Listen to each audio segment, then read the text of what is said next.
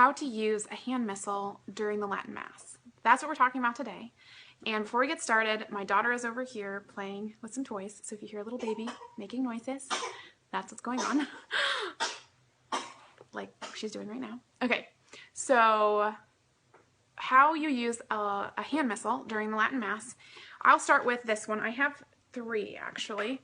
A teensy itsy bitsy one, and then this bigger one, and this one. This one is smaller because it has only the propers for Sunday, not for every single day of the year.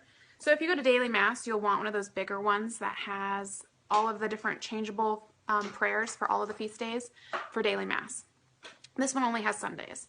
So with that in mind, I can still show you how it works, and you can apply it to your missal, whether you have the one that only has Sundays, maybe you have one that has every day. It's still essentially the same. So this comes with 3 ribbons, just so happens to. If yours doesn't have ribbons or only one ribbon, you can always use prayer cards.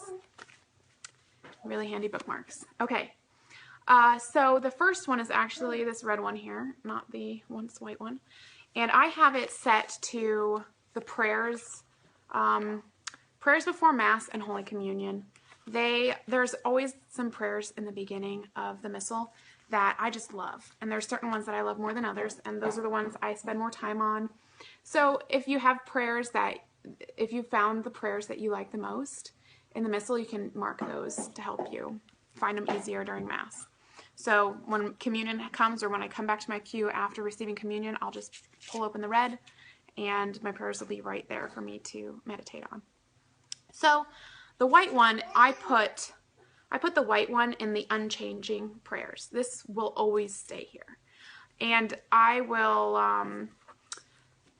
use it to mark my place throughout the course of the Mass. So here's the beginning of Mass.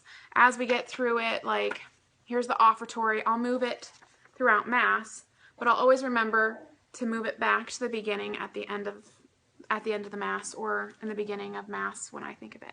It's here to keep track of the prayers that never change. So this section is called, what do they call it in the contents? In the contents, it just says the Mass. So those are, if you look in your contents, you can find this. It'll be a different spot for every Missal. It might be in the beginning, it might be in the middle. And these are the prayers that never change. Let me show you what that means. Essentially, you go through, here's the Confiteor. It's always, every single Mass will always have this prayer. So it's in this part, the unchanging part. So you turn the page.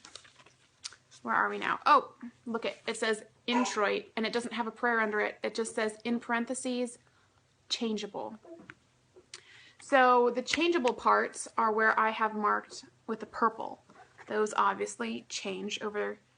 They're different prayer, different readings, depending on the feast day, depending on the Sunday that you're in.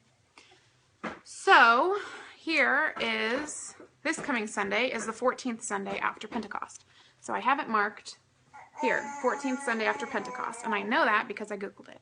I Googled traditional Catholic calendar, and a website called traditio.com. Usually, that's the one I usually use to find mine, to know what day it is. Otherwise, I know because the marker was in there from the time before, and I keep track of it. But if I lose track, just Google it. Okay, so here we go. Here is the introit. Here's the whole prayer for this specific Sunday, the 14th Sunday after Pentecost. And it's different than the introit of the 15th Sunday after Pentecost. See that? It also has introit. So these are what we call the propers, and they change depending on what day it is. And what's included in them is also the epistle and the gospel. So usually, most Masses I've been to, Father will read those in English before he gives his sermon. So you don't necessarily need a Missal that has those changeable prayers, and unless you want them. It's obviously a good thing to have, but you will still hear the readings usually. Even if you don't have a Missal, you still hear them in English or your language. Okay, and then it continues with the offertory prayer and yada, yada, yada, all the way down until you get to the next Sunday's prayers. Okay, So that's essentially how you use the Missal. So you'll start in the white, and then every time it says changeable in parentheses, every time it says the introit or something, you go back to the purple or whatever color you're using. You go back to those changeable parts, and then when you're done with that prayer, you flip back to the immovable prayers, the ones that never change. And then you just go through the Mass, yada yada. You go through the whole thing, and that's really that's as simple as it gets. You will get used to it in no time, and you'll become a pro at it. Here is a cute little devotional Missal. This has obviously none of the changeable parts. It barely even has the unchangeable parts. I'm going to go get her a toy real quick. Here, girl. Okay. Where was I? Okay. So this is really a devotional. It has a lot of devotional prayers that aren't in the Mass at all. They're just there to help you pray, help you, that they pertain to certain parts of the Mass without being necessarily prayers strictly from the Mass. So there's a lot of these, they're devotional prayer books. It says, at the gospel, when the people rise up, say, mayest thou be ever adored and praised, O Lord, who, not content to instruct and inform us by thy prophets and apostles, hast even vouchsafed to speak to us by thy only Son, our Savior, Jesus Christ. So there's prayers in there for you to say at different parts.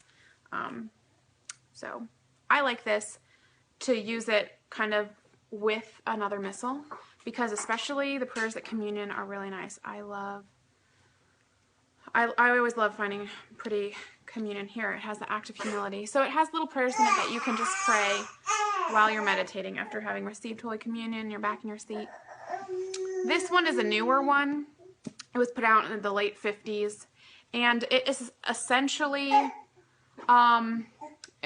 it just compiles the unchanging with the changing in every single Sunday. So you just have to keep track of what Sunday you're on, and it will have the unchanging prayers alongside the changeable prayers, and it's only in English. There's no Latin to go along with it. So if you're using one of these St. Joseph Continuous Daily Missal, or Sunday Missal, that's how this works. You just need one